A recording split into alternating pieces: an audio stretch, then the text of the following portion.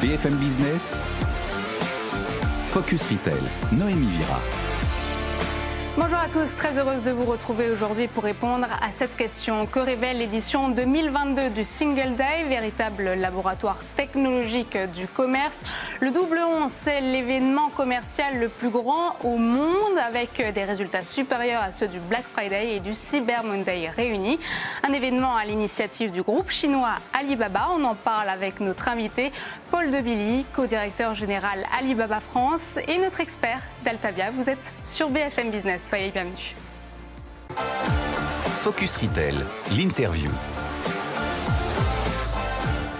L'année passée, le Single Day a généré 543,3 milliards de yuan. C'est l'équivalent de 3,6 milliards de dollars. Alors, pour en parler aujourd'hui, j'ai le plaisir d'accueillir Paul Debilly. Bonjour. Bonjour Noémie. Vous êtes co-directeur général d'Alibaba France et à mes côtés également notre expert de la Chine cette semaine, Jean-Marc Ménien. Bonjour, vous êtes directeur général d'Altavia Shoppermine. Alors, Paul Debilly, le Single Day, c'est un événement mythique, si ce n'est le plus grand événement commercial de promotion au monde. Peut-être déjà, pour commencer, pour les novices qui nous regardent, peut-on donner une définition de ce qu'est le double 11? Oui, alors donc le double 11 a été créé en 2009 par Alibaba.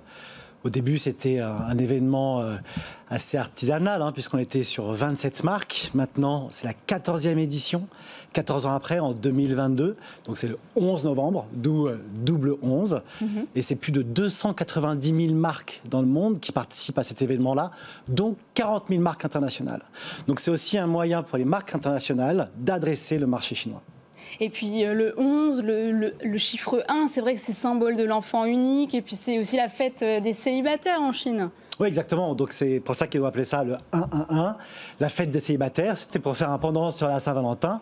Et donc ils ont décidé, pour cette journée-là, de lancer un show retail sur cette période-là, qui en fait n'est pas que sur cette journée-là. C'est sur une journée un peu... ça a été préparé depuis longtemps par les marques, mais il y a des fenêtres particulières d'achat pour le On va y revenir.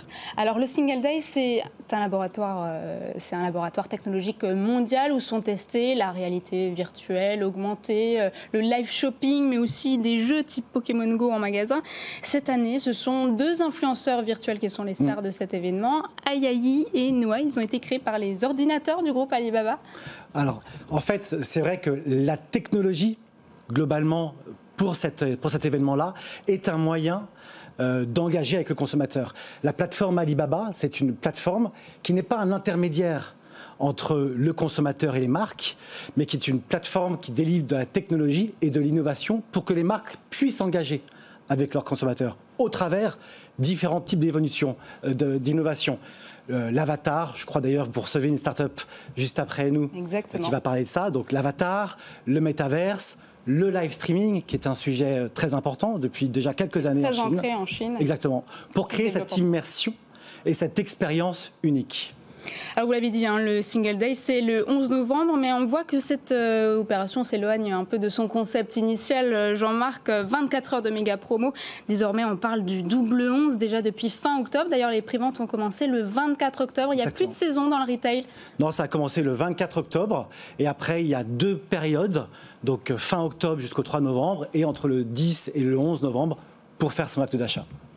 Ce que je trouve extraordinaire, c'est que justement sur cet aspect technologique dont vous parliez, Noémie, c'est que ça a vraiment permis de digitaliser les régions en Chine. Et Alibaba a été très moteur dans ce sens-là, c'est-à-dire que à l'occasion de cette fête, et les Chinois ayant plus de mobiles que d'ordinateurs, ils ont très vite intégré que cette fête, elle était aussi pour eux. Parce qu'on sait que la Chine, c'est des mégalopoles énormes, mais c'est aussi énormément de petits villages qui petit à petit ont appris à démocratiser, on va dire, la technique digitale via le mobile, l'achat et même la vente, puisque Alibaba faisait la promotion de cet événement pour qui veut vendre du fin fond de la Chine son petit panier en osier ou ses pousses de soja, parce qu'il est producteur de pousses de soja, à cette occasion pouvait le faire. Et je trouve que c'est vraiment cet effet rassembleur, social de cette fête et de la volonté d'Alibaba vraiment d'associer tout le monde qui était intéressante. C'est vrai que d'ailleurs c'est un important travail logistique aussi, le Single Day, pour livrer tous ces consommateurs qui, la plupart, veulent recevoir leur commande en un rien de temps. 12 minutes et 18 secondes pour le premier client chinois, c'était en 2017. 2 jours pour une livraison AliExpress, donc site e-commerce qui livre en France. Comment fait-on pour gérer cette logistique du dernier kilomètre ? Qui est un enjeu clé. Donc pour AliExpress en France, en effet, on a développé un réseau du dernier kilomètre, des lockers par exemple dans des grandes surfaces ou de la livraison à domicile en fonction. C'est casier, c'est ça, où on peut recevoir des commandes. Et vous pouvez choisir, vous d'ailleurs, je pense que c'est important que le consommateur choisisse où est-ce qu'il veut être livré, chez lui ou dans des casiers. Sachant qu'être livré dans des casiers, c'est toujours mieux pour la planète et pour l'écologie, parce que du coup, vous évitez le dernier kilomètre qui a un impact important sur le carbone. Donc je pense que ça, c'est clé de le faire remarquer.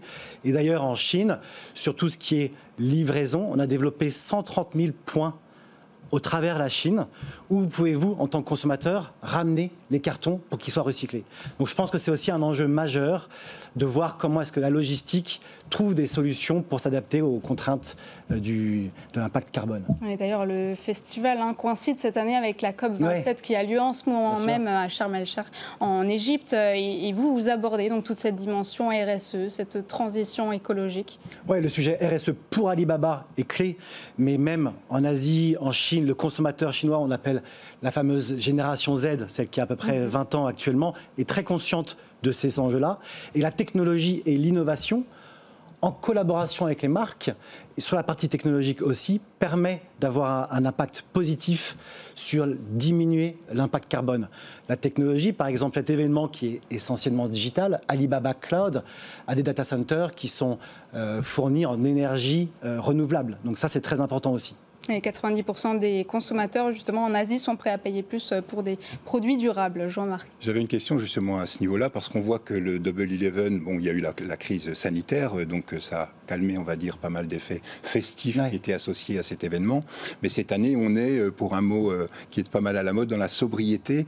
Donc est-ce que c'est aussi par rapport à cette évolution, je suis totalement d'accord, de la Gen Z et des jeunes qui, par cliché, étaient hyper digitalisés tout le temps le nez sur leur smartphone. On s'aperçoit qu'ils sont beaucoup plus à la recherche d'authenticité, ils reviennent vers plus de naturalité. Est-ce que ça explique aussi justement cette sobriété qui semble transparaître au travers de l'événement 2022 ? Oui, et c'est une tendance d'ailleurs de consommation qui est vers plus de sobriété, s'orienter. D'ailleurs, on a aussi, nous, un rôle Alibaba pour éduquer le consommateur, éduquer le consommateur chinois. On a développé un label avec les marques qui permet d'orienter sur les produits qui sont plus écologiques. Et donc tout ça, c'est une tendance qui est lourde et qui est une tendance de fond et qui est très importante. Ouais. Et qui remplace allègrement les grands shows qui faisaient... oui, parce que donc, ça a commencé il y a 14 ans et il y a une vraie évolution. Au début, c'était donc assez intimiste. Après, c'est devenu des grands shows, du spectacle. Maintenant, c'est de plus en plus on recherche la fidélisation. Les marques recherchent la fidélisation entre le consommateur et la marque. Et donc, nous, on fournit des technologies pour que les marques puissent adresser au mieux les consommateurs en fonction de leurs besoins et avoir leur retour. Les programmes de fidélisation sur Alibaba, c'est 25 millions de personnes qui consomment à peu près 8 000 € par an sur Alibaba. Donc c'est quand même un consommateur assez qualifié. En Chine, c'est énorme. Exactement. Le programme s'appelle 88 VIP. Et donc 40 marques ont plus de 10 millions de membres. Et avec leurs membres, ils créent une vraie communauté et ils ont des retours sur leurs produits. Des tests, est-ce que les produits marchent ou pas, quelles sont les attentes des consommateurs. Donc ça, c'est très important d'avoir ces allers-retours et ces échanges entre les marques et le consommateur.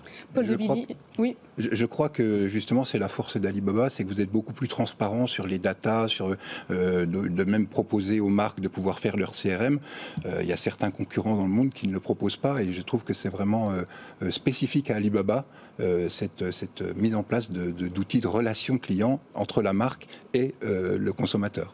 Oui, parce qu'encore une fois, on est une plateforme. Donc nous, notre métier, c'est de gérer un écosystème et de créer l'engagement entre la marque et le consommateur pour que la marque adresse directement le consommateur. Non pas au travers nous, mais directement. Ouais. Justement, vous parlez des consommateurs, Paul de Billy. C'est vrai que la Chine a toujours été aussi au sommet de la contrefaçon. D'ailleurs, AliExpress et WeChat ont été placés pour la première fois cette année sur la liste noire américaine des marchés réputés pour vendre des produits contrefaits. Alibaba est régulièrement pointé du doigt. Quel est votre dispositif de lutte contre les fraudes, la contrefaçon? Est-ce que vous engagez assez de poursuites judiciaires? C'est un enjeu qui est clé pour nous, parce qu'on crée la confiance entre les marques et le consommateur. Donc c'est clé, 1 pour les marques et 2 pour le consommateur. Donc Alibaba doit être le mieux-disant sur ce sujet-là. Et AliExpress et toutes les plateformes Alibaba sont engagées justement pour traiter ce sujet, qui est compliqué, qui est un challenge important, parce que quand vous avez beaucoup de produits et beaucoup de marques qui vendent sur plateforme, la masse est compliquée. Mais on a développé des solutions technologiques qui permettent de retirer 98% des produits qui ne devraient pas être sur la marque, sur la place de marché, sont retirés avant d'être visibles par les consommateurs. Donc on a développé des technologies qui permettent justement de limiter ça le plus possible. Oui, d'autant plus quand vous êtes en direct avec la marque, vous pouvez contrôler, mais quand vous êtes avec des vendeurs tiers, c'est beaucoup plus difficile, j'imagine. Ouais, c'est le business de la marketplace qui est plus compliqué que quand vous gérez tout et que vous êtes un retailer, que vous achetez et que vous vendez. Nous, c'est vrai que c'est plus compliqué, mais on fait le maximum pour justement contrôler au mieux. Voilà, plus de contrôle. Merci beaucoup, Paul de Billy. Je rappelle que vous êtes co-directeur général Alibaba France. Jean-Marc, vous restez avec nous. On passe tout de suite au journal du retail avec Eva Jaco. Focus Retail, le journal du retail. C'est l'une des annonces du plan stratégique Carrefour 2026 annoncé par Alexandre Bompard cette semaine. L'enseigne discount de Carrefour Atacadão arrive en France, Eva. Oui, Atacadão, ce sont des magasins sous forme d'entrepôts qui proposent des produits sur des palettes et à même les cartons d'emballage. On y achète en gros et plus on achète, moins c'est cher. Alors, ce nouveau magasin arrivera donc en Ile-de-France en septembre prochain. Selon le patron de Carrefour, Atacadão offre des offres concrètes, des réponses concrètes aux enjeux du pouvoir d'achat et connaît un succès important. En effet, le groupe Carrefour a réalisé 24% de son chiffre d'affaires au 3e trimestre 2022 avec la marque. Le groupe prévoit d'ailleurs 20 à 30 nouveaux magasins d'ici à 2026. Voilà, Atacadão, il faut le dire, à la brésilienne. Autre actu, l'enseigne Camaïeu a fermé ses portes en octobre dernier suite à sa liquidation judiciaire, mais il restait des stocks à écouler. Et c'est l'enseigne Neus qui a remporté donc, cette vente aux enchères. Oui, exactement. La chaîne de magasins de déstockage Noz vient d'acquérir la quasi-totalité du stock de Camaïeu pour près de 4 millions d'euros. Le montant de la vente sera réparti entre les créanciers de Camaïeu, le remboursement des propriétaires des locaux des magasins, ainsi que la prime de 6 000 euros destinée aux employés de l'enseigne. Alors au total, c'est plus d'1 million d'articles qui ont été vendus pour une valeur de 50 millions d'euros en valeur du prix de vente en magasin, bien sûr. Alors pour Noz, c'est tout de même une sacrée opportunité. L'enseigne rencontrait des difficultés ces dernières semaines et a fermé d'ailleurs une trentaine de magasins. Ces nouveaux produits Camaïeu pourraient aussi aider Noz en proie à des manques d'approvisionnement à remplir ces magasins. Et on passe à l'univers du luxe. Louis Vuitton ouvre prochainement un nouveau lieu hybride à Paris, Elvedream. Pour cela, la maison a collaboré avec de nombreux artistes, chefs cuisiniers, designers ou encore couturiers. De quoi s'agit-il exactement, Eva ? Oui, alors ce concept store, Elvedream, il ouvrira ses portes mercredi prochain pour 1 an, rue du Pont-Neuf à Paris. C'est un projet culturel qui mêle art, luxe, mode et gastronomie pour faire revivre les collaborations artistiques de la marque. Alors il s'agit d'un lieu hybride qui réunit des espaces d'exposition, une boutique et un café. 9 salles au total proposeront des expériences immersives et interactives. Elvedream sera également un café et une chocolaterie. Maxime Frédéric @ Louis Vuitton, une nouvelle adresse donc en collaboration avec le Cheval Blanc Paris. Et puis dernière actualité, le groupe de distribution britannique Tesco étend son concept GetGo au Royaume-Uni. Oui, le distributeur britannique ouvre 3 nouveaux points de vente intitulés GetGo, 2 à Londres et 1 à Birmingham. Alors, en test depuis 1 an, ce nouveau magasin permet de faire ses courses sans effectuer le moindre geste, un petit peu comme les magasins Amazon Go. Alors, comment ça marche ? Il suffit de télécharger l'application Tesco, de choisir l'option GetGo et de payer sur l'application directement en sortant. Et c'est grâce à un partenariat avec Trigo, des caméras et des capteurs de poids permettent d'analyser ce que les clients mettent dans leur chariot ou ce qu'ils retirent et permet de payer via l'application. Tesco poursuit donc son test, mais de manière hybride, car le client a le droit, a le choix entre l'application et un système d'encaissement classique en magasin. Merci Eva. Tout de suite, le Focus avec Jean-Marc. Focus Retail, le Focus. Et on retrouve notre expert de la Chine cette semaine, Jean-Marc Ménien, directeur général d'Altavia Shopperman. Il n'y a plus de saison dans le retail. Entre Black Friday, les soldes, le Prime Day, les périodes s'enchaînent. Les consommateurs bénéficient de promotions étalées, et cela tout au long de l'année. Même le Single Day, qui pourtant porte bien son nom, le 11/11, le 11 novembre, commence bien avant l'heure. Oui, on l'a vu avec Paul de Billy, mais il y a des raisons à cela. Mais c'est vrai que toutes ces fêtes qu'on appelait avant les One Day Promo, c'est-à-dire ça commençait à 0h00 et ça finissait à 23h59, sont en train de sortir. Ah oui, c'était très précis. C'était vraiment dans la première minute ouverture à 0h00. Je crois que le premier milliard de dollars était fait en moins de 5 minutes. C'est vraiment incroyable. Et il faut avoir la technologie et la possibilité d'absorber toute cette capacité. Mais en fait, on voit que ces événements sont un petit peu en train de sortir de leur origine, on va dire, du One Day Promo pour étaler dans le temps. Alors, plusieurs raisons à cela. C'est vrai que quand on arrive avec cette masse gérée sur seulement 24 heures ou 48 heures, ça n'est pas bon pour la planète. Il vaut mieux effectivement étaler dans le temps. Donc, on le voit, Double 11 a commencé pratiquement début octobre, JD.com également. Aux États-Unis aussi, Walmart a commencé dès début octobre le Black Friday. Donc, c'est pas spécifique au One Day Promo Single Day d'Alibaba, mais c'est en général ces choses-là. Comment on explique qu'il n'y a plus de période de solde, de promotion, et est-ce que le porte-monnaie du consommateur, lui, ressort gagnant? On saura exactement dans quelques années, mais c'est vrai que la promo est permanente sur Internet. D'ailleurs, on le voit, les valeurs initiales, les valeurs faciales des réductions baissent. Avant, un Single Day Alibaba ou une grosse promotion lors du Black Friday, c'était des moins 50, moins 70% de réduction. Alors qu'aujourd'hui, on commence à rentrer dans des moins 40, des moins 20. Des promotions moins importantes. Des promotions moins importantes, on tire dans le temps. Elles répondent par contre, je pense, à une attente des foyers, notamment cette période d'inflation, qui est d'essayer de lisser dans le temps les dépenses pour Noël, donc commencer les achats plus tôt, désaisonnaliser, ce qui arrange aussi les retailers pour la gestion justement de la logistique et des stocks derrière. Exactement, qui s'est accentué avec la crise économique et puis tout à fait, le Covid. Tout à fait, et le Covid. Résultat, on peut faire de bonnes affaires tout au long de l'année. Merci. On peut faire de bonnes affaires tout au long de l'année, c'est la fête permanente. Voilà, c'est plus One Day Promo, c'est One Year's Promo. Voilà, résultat, faites vos achats maintenant. Merci Jean-Marc, on passe tout de suite à la start-up de la semaine, une fabrique d'ambassadeurs virtuels. Focus Retail, le pitch. Nous voici désormais dans l'ère de l'influence virtuelle. Muriel Balayard, bonjour. Bonjour Noémie. Vous êtes présidente fondatrice de Call Me Iconic et toujours avec nous Jean-Marc Ménien, directeur général d'Altavia Shopperman. Muriel, vous avez créé une fabrique de super-héros numériques, une solution alternative aux influenceurs. Alors comment façonne-t-on ce genre de personnage ? Alors, pour vous répondre, d'abord, c'est partir d'un constat que les marques sur les réseaux sociaux, les marques qui sont silencieuses, elles vont mourir. Et les marques, effectivement, qui vont faire entendre leur voix, vont rester, je dirais, dans l'esprit des consommateurs.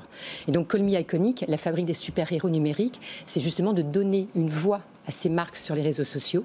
Et donc, nous concevons, nous produisons et nous développons des personnages numériques pour faire entendre ces voix. Et ce qu'on veut surtout, c'est faire entendre des voix qui soient des voix positives, donc qui vont parler avant tout des engagements de marque. Donc, votre solution, c'est du B2B. Quel est l'avantage de l'influence virtuelle pour les marques ? Alors, l'avantage de l'influence virtuelle, elle peut s'exprimer sur différents enjeux. Celui, effectivement, de la jeunesse éternelle, celui de la présence et de la disponibilité, celui, surtout, je dirais, de faire ce qu'un humain ne peut pas faire tout seul. Un président, aujourd'hui, peut prendre la parole, il aura une durée de vie, dans sa durée de vie d'entrepreneur ou de patron. L'influenceur virtuel, il aura une vie éternelle, un peu comme nos héros de nos séries ou nos dessins animés préférés. Donc ça donne un capital, je dirais, pérenne à la marque. Et puis on imagine qu'un ambassadeur numérique, ça fait aussi moins de caprices qu'une influenceuse. Alors on va surtout maîtriser et contrôler le discours de ces influenceurs numériques, sachant quand même qu'il y a deux types de personnages. Il y a les personnages qu'on appelle des ambassadeurs de marque, c'est-à-dire un personnage qui est lancé pour une marque et par une marque, et donc il va répondre à des critères, je dirais, de personnalisation et d'identitaire de la marque. Et puis il y a ce qu'on appelle en fait les personnages de fiction, les influenceurs virtuels qui eux sont amenés à collaborer avec plusieurs marques. Et donc chez Call Me Iconic, on a ces deux activités, celui effectivement de travailler sur des personnages de marque sur mesure et celui de travailler sur des personnages médias à impact positif. Alors ce personnage fictif peut prendre plusieurs formes, humanoïdes, animaux, objets. Quel est le type d'ambassadeur numérique qui plaît le plus aux marques ? Alors, on va dire que les marques tendent aujourd'hui à aller sur ce qu'on appelle l'hyper-réaliste ou le méta-humain. Ce sont des technologies qui coûtent plus ou moins cher, qui sont plus ou moins accessibles.